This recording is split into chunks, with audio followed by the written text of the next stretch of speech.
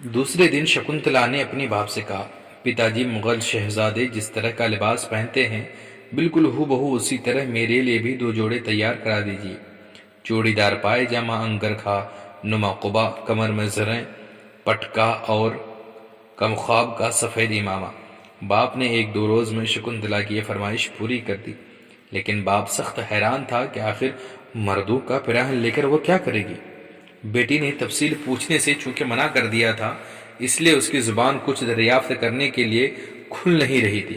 سارا سامان مکمل ہو جانے کے بعد اس نے تیسرے دن رات کے وقت اپنے ماں باپ کو فیصلہ کن انداز میں کہا، اب میں آج رات کے کسی حصے میں اپنی مہم پر روانہ ہو رہی ہوں۔ ٹھیک 1 مہینے سے 2 دن پہلے واپس آ جاؤں گی۔ اس درمیان میں آپ لوگ کسی قسم کی چنتا نہ کریں گے۔ میں جہاں بھی رہوں گی محفوظ رہوں گی۔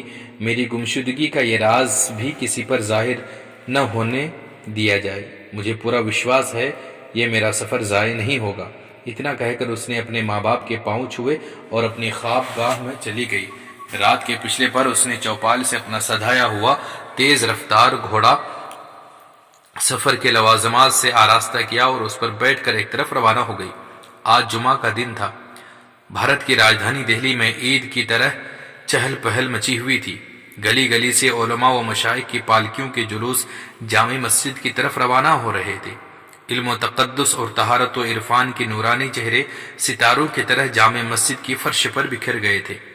لال قلعے کے گنگورے سے پہلی توپ سر ہوتے ہی زرعی پوشاک میں نقیبوں کے دستے باہر نکل آئے اور شاہی گیٹ سے جامع مسجد کے زینے تک صف باندھ کر کھڑے ہو گئے۔ شاہانہ کر و فکر کے ساتھ صاحب قرا شہنشاہ ہندوستان سلطان اورنگزیب کی سواری محل سرائے خاص سے نکل چکی تھی۔ آگے آگے کلگیاں لگائے ننگی تلواریں لیے ہوئے مصاحبین کا دستہ چل رہا تھا۔ شاہی سواری جدھر سے گزری مبارک سلامت کی دعاؤں سے فضا گون اٹھی۔ جامع مسجد کے پہلے زینے پر قدم رکھتے ہی سلطان اورنگزیب کی پیشانی خم ہو گئی۔ یہ بندگی کا پہلا خراج تھا جو دربار خداوندی میں پیش کیا گیا۔ اب خطبے کی اذان ہوئی اور خطیب نے ممبر پر کھڑے ہو کر خطبہ شروع کیا۔ عرفا و شاق کے ہجوم میں جمعے کی نماز 2 ختم ہوئی۔ سنتیں ادا کرنے کے بعد لوگ مسجد سے باہر نکلے۔ تھوڑی دیر کے بعد شور بلند ہوا، سلطان اورنگزیب سنتوں سے فارغ ہو کر باہر تشریف لا رہے ہیں۔ جامع مسجد کے زینوں پر ملک کے طول و عرض سے آئے ہوئے فریادی اپنی اپنی عرضیاں لیے کھڑے تھے۔ سلطان جو ہی دروازے سے باہر نکلے، رائز نویس قلم دان لیے دائیں بائیں کھڑے ہو گئے۔ ایک فریادی نے آگے بڑھ کر سلطان کی خدمت میں اپنی عرضی پیش کی۔ اس پر حکم صادر ہوا۔ عرضی نویس نے قلم بند کر لیا، پھر آگے بڑھے، پھر عرضی پیش ہوئی، حکم صادر ہوا اور قلم بند کر لیا گیا۔ یہ سلسلہ مسجد کے آخری زینے تک چلتا رہا، یہاں تک کہ سب سے آخر میں ایک نہایت خوبصورت شہزادہ سر پہ کمخواب کی دستار لپیٹے ہوئے کھڑا تھا۔ جیسے ہی سلطان اس کے قریب پہنچے، وہ اپنی عرضی لیے آگے بڑھا۔ سلطان نے جو ہی اس کی طرف نگاہ اٹھائی، بار حیا سے اس کی پلکیں جھک گئی۔ ایک روشن ضمیر بادشاہ کو حقیقت تک پہنچنے میں ایک لمحے کی تاخیر نہیں ہوئی۔ نقیب کو حکم دیا، اس نوجوان کو دیوان خاص میں میرے سامنے پیش کیا جائے۔ شہنشاہ کی سواری آگے بڑھی اور نقیبوں کے ہمراہ وہ نوجوان قلعہ معلیٰ کی طرف چل پڑا۔ غازی محی الدین اورنگزیب عالمگیر جیسے ہی اپنے دیوان خاص میں تخت شاہی پر فردکش ہوئے، نقیب نے اس نوجوان کو فوراً پیش کیا۔ سلطان نے اپنی نظریں نیچی کرتے ہوئے حکم صادر فرمایا، دربار فوراً خالی کر دیا جائے۔ جب سارا دربار خالی ہو گیا تو سلطان نے اپنا شاہی دوشالہ نوجوان کی طرف بڑھاتے ہوئے کہا، بیٹی لو، دستار اتار کر یہ چادر اوڑھ لو۔ ایک عورت کو اجنبی مردوں کے سامنے بے نقاب نہیں رہنا چاہیے۔ بیٹی لو، دستار اتار کر چادر اوڑھ لو۔ ایک عورت کو اجنبی مردوں کے سامنے بے نقاب نہیں رہنا چاہیے۔ یہ الفاظ سن کر نوجوان پر سکتے کی حالت طاری ہو گئی۔ پھر سلطان نے کہا، اپنی نسوانیت کا راز مت چھپاؤ، میں تمہاری فریاد ہی سننے کے لیے یہاں بیٹھا ہوں۔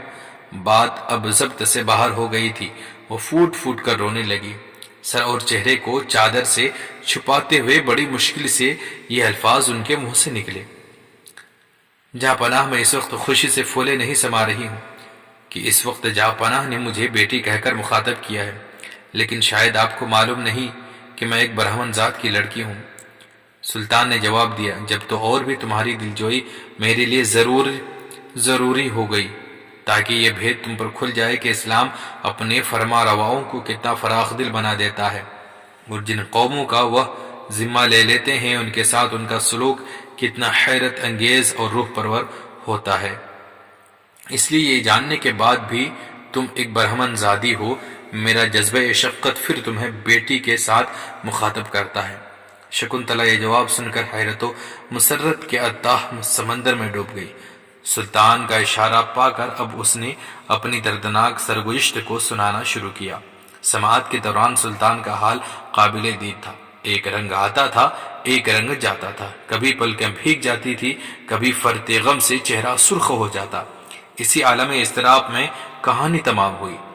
جب وہ اپنا بیان ختم کر چکی تو سلطان نے اپنا حکم سنایا، 1 مہینے کی مہلت میں اب چند ہی دن باقی رہ گئے ہیں، تم فوراً اپنے مستقر پر واپس لوٹ جاؤ اور اپنے والدین سے کہہ دو کہ وہ فوراً تمہارے ڈولی کا انتظام کر دیں۔ یہ حکم سن کر شکنتلا کے سارے ارمانوں کا خون ہو گیا، اس کے پاؤں کے نیچے سے زمین نکل گئی۔ وہ چادر کے ایک کونے میں اپنی آنکھوں کا آنسو جذب کرتے ہوئے الٹے پاؤں واپس ہو گئی۔ نقیبوں کا ہجوم دیوان خاص کے باہر کھڑا تھا، ہاتھ اسے قلعہ معلیٰ تک پہنچا دیا۔ سیدھے وہ سرائے پہنچی، اپنا گھوڑا لیا اور بنارس کی طرف روانہ ہو گئی۔ راستے بھر ناکامی کی چوٹ اسے ستا رہی ہے، بار بار وہ یہی سوچتی ہے کہ بادشاہ نے اس کے ساتھ انصاف نہیں کیا۔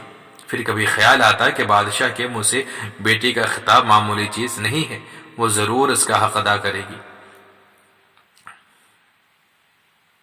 پھر کبھی خیال آتا کہ بادشاہ کے منہ سے بیٹی کا خطاب معمولی چیز نہیں ہے، وہ ضرور اس کا حق ادا کرے گا۔ ماں باپ نہایت بےتابی کے ساتھ اس کا انتظار کر رہے تھے۔ جیسے ہی اس کے گھوڑے کی ٹاپ کی آواز کانوں میں آئی، ماں خوشی سے چیخ اٹھی اور چلانے لگی کہ شکنتلا آ گئی۔ بیٹی کو بخیر و عافیت دیکھ کر ماں باپ کی خوشی کی کوئی انتہا نہیں تھی۔ انہیں یقین تھا کہ شکنتلا کا یہ گمنام سفر کچھ نہ کچھ ضرور رنگ لائے گا۔ رات کے وقت ماں نے شکنتلا کے سر پر ہاتھ پھیرتے ہوئے دریافت کیا، بیٹی تو اتنے دن کہاں تھی؟ اب تو بتا دے کہ مہم سر انجام دے کر لوٹی ہے۔ مدت مقررہ میں اب 2 ہی روز کا وقفہ رہ گیا ہے، معلوم نہیں ہم لوگوں کا کیا انجام ہوگا۔ ماں کی آواز میں اتنی دردناک مایوسی تھی کہ شکنتلا کا دل بھر آیا۔ ناکامی کی چوٹ ابھر آئی، بے اختیار رونے لگی۔ ماں نے فرط محبت میں بیٹی کو سینے سے لگا لیا۔ تھوڑی دیر کے بعد شکنتلا نے ٹھنڈی آہ بھرتے ہوئے کہا، میں دہلی گئی تھی، شہنشاہ کے حضور میں اپنی فریاد پیش کی، لیکن افسوس کہ وہاں بھی میرے فریاد رائے گا گئی۔ انہوں نے حکم دیا ہے کہ ڈولی سجا کر کوتوال کے دروازے تک پہنچا دیا جائے۔ میں اس حکم کی تعمیل ضرور کروں گی، چاہے میری جان چلی جائے، کیونکہ شہنشاہ نے مجھے بیٹی کہا ہے۔ ایک برہمن زادی اپنے باپو کا حکم نہیں ٹال سکتی۔ شکنتلا کی یہ بات ابھی ختم بھی نہیں ہو پائی تھی کہ پھر گھر میں کوہرام مچ گیا۔ ماں باپ نے لاکھ سمجھایا مگر وہ اپنی ضد پر اڑی رہی۔ تیسرے دن سپاہیوں کی حفاظت میں شکنتلا کا ڈولا تیار کیا گیا۔ دن دہاڑے غشی پر غشی آنے لگی۔ سارے محلے پر کوتوال کے مظالم کی ایک بھیانک دہشت طاری ہو گئی۔ بوڑھا کوتوال آج خوشی سے پھولے نہیں سما رہا تھا۔ ایک ملکہ حسن آج اس کے گھر دلہن بن کر آ رہی تھی۔ بالوں میں خضاب، آنکھوں میں سرما لگائے، سر سے پا تک چھبیلا بنا ہوا تھا، جیسے بڑھاپے میں عہد شباب پلٹ کر آ گیا ہو۔ شکنتلا کے ڈولے کے ارد گرد شہر کے بھکاریوں کا ہجوم اکٹھا ہو گیا اور انہیں پیسے لٹائے جا رہے تھے۔ ساری راہ گزر پر تماشائیوں کے ٹھٹھ لگے ہوئے تھے، لیکن کوتوال کے قہر کے آگے کوئی چھو نہیں کر سکتا تھا۔ اب شکنتلا کا ڈولا کوتوالی کے قریب پہنچ رہا تھا۔ ایک سپاہی نے دوڑ کر کوتوال کو اطلاع دی، سرکار ڈولا اب بہت قریب آ گیا ہے، بس چند قدم کے فاصلے پر ہے۔ کوتوال نے اپنی کھڑی مونچھوں پر ہاتھ پھیرتے ہوئے کہا، ڈولا اس وقت تک دروازے پر نہ لگایا جائے جب تک کہ میں اپنے ہاتھوں سے خیرات نہ تقسیم کر لوں۔ اب ڈولا دروازے کے قریب پہنچ چکا تھا۔ کوتوال شاہانہ طرز کو احتشام کے ساتھ باہر نکلا اور اپنے دونوں ہاتھوں سے بے دریغ پیسے لٹانے لگا۔ بنارس کے بھکاری میں ایک لوٹ مچ گئی۔ مبارک سلامت کے شور میں کوتوال کا حاکمانہ غرور انگڑائی لے کر جھاگ اٹھا۔ جیسے ہی وہ پیسے لٹا کر ڈولے کی طرف بڑھنا چاہتا تھا کہ ایک بوڑھے فقیر نے اس کے سامنے ہاتھ پھیلاتے ہوئے کہا، سرکار کا اقبال سلامت، مجھے بھی کچھ بخشش ملے۔ کوتوال نے تیور بدل کر جواب دیا، زمین پر یہ گرے ہوئے پیسے تجھے نظر نہیں آتے؟ اٹھا لے، انہیں تیرا دامن بھر جائے گا۔ بوڑھے نے پھر خوشامد کرتے ہوئے اصرار کیا، نہیں سرکار، زمین کے گرے ہوئے پیسے میں نہیں لوں گا، میں تو یہ ارمان لے کر آیا ہوں کہ سرکار ہی کے مبارک ہاتھوں سے کچھ خیرات لوں گا۔ بوڑھے کے پہم اسرار سے مجبور ہو کر کوتوال نے جھنجھلاتے ہوئے کہا، اچھا بے نہیں مانتا ہے تو لے۔ یہ کہتے ہوئے جو ہی اس نے پیسے دینے کے لیے ہاتھ بڑھائے، بوڑھے فقیر نے اپنا میلا کچیلا لباس اتار کر پھینک دیا۔ اب جو نظر اٹھی تو سامنے شہنشاہ اورنگزیب کھڑے تھے۔ کوتوال خوف سے کانپنے لگا، دہشت کے مارے سارے جسم کا خون سوکھ گیا، چہرے پر سیاہی چھا گئی، بت کی طرح بے حس و حرکت کھڑا تھا کہ غصے سے کانپتے ہوئے شہنشاہ نے کہا، کیوں بے ننگ اسلام، اسی کرتوت کے لیے تجھے بنارس بھیجا گیا تھا؟ دن دہاڑے میری رعایا کا خون کرتے ہوئے تجھے ذرا بھی شرم نہیں آئی؟ ایک ہولناک قہر و ظلم کا یہ تماشا رچاتے ہوئے تجھے اس کا بھی خیال نہیں آیا کہ حق کے مقابلے میں اورنگزیب کی تلوار اپنے اور بیگانے کا کوئی امتیاز روا نہیں رکھتی؟ کیا تجھے یہ بھی معلوم نہ تھا کہ یہ سارا ہندوستان اسلام کی پناہ میں ہے؟ یہاں کے اقوام کی عزت و آبرو اور مال کا تحفظ ایک مسلمان کا سب سے مقدس فریضہ ہے۔ فرط غضب سے شہنشاہ اورنگزیب عالمگیر کا چہرہ سرخ ہو گیا تھا، آنکھوں سے چنگاری پھوٹ رہی تھی اور کوتوال کا خون سوکھتا جا رہا تھا۔ اسی درمیان دہلی سے چلا ہوا فوجی دستہ بھی موجود ہوا۔ کوتوال کی طرف اشارہ کر کے شہنشاہ نے سپہ سالار کو حکم دیا، اس سیاہ کار کو فوراً کیفر کردار تک پہنچا دو تاکہ دوسرے کے لیے اس کا انجام تماشائی عبرت ہو۔ اس کے دونوں پاؤں الگ الگ دو خونخوار ہاتھیوں کے ٹانگوں سے باندھ دیے جائیں اور پوری قوت کے ساتھ ہاتھیوں کو الگ الگ جانب دوڑایا جائے، یہاں تک کہ زمین پر اس بدبخت کے ریزے ریزے بکھر جائے۔ چنانچہ ایسا ہی ہوا، دو ہاتھیوں کو اس کے ٹانگوں سے باندھ کر دو طرف دوڑایا گیا اور ان ہاتھیوں نے چیڑ پھاڑ کر رکھ دیا۔ شہنشاہ کے حکم کی تعمیل کے لیے فوجی دستہ فوراً حرکت میں آ گیا۔ سارا بنارس شہنشاہ اورنگزیب کی آواز رحم اور انصاف سے گونج رہا تھا۔ شہنشاہ کی دانش واری رعایا نوازی اور بے لاگ قوت فیصلہ پر ہر شخص مبہوت ہو کے رہ گیا تھا۔ شکنتلا کا ڈولا فتح کی مسرتوں میں ڈولتا ہوا اپنے گھر کی طرف جا رہا تھا۔ بجلی کی طرح شہنشاہ اورنگزیب کے فیصلے کی خبر سارے شہر میں پھیل گئی۔ واقعے کی اطلاع پاتے ہی شکنتلا کے ماں باپ خوشی سے پاگل ہو گئے۔ شکنتلا اپنے گھر جیسے ہی پہنچی، شہنشاہ اپنی بیٹی کے گھر تشریف لائے اور فرمایا، پیاس کی شدت سے بےتاب ہوں، سب سے پہلے مجھے پانی پلایا جائے۔ میں اس دن سے پیاسا ہوں جس دن شکنتلا نے میرے حضور میں اپنی فریاد پیش کی۔ اسی دن میں نے اپنی خدا سے عہد کر لیا تھا کہ جب تک میں ایک مظلوم برہمن کو اس کا انصاف نہیں دے لوں گا، اپنے حلق کے نیچے پانی کا ایک قطرہ نہیں اتاروں گا۔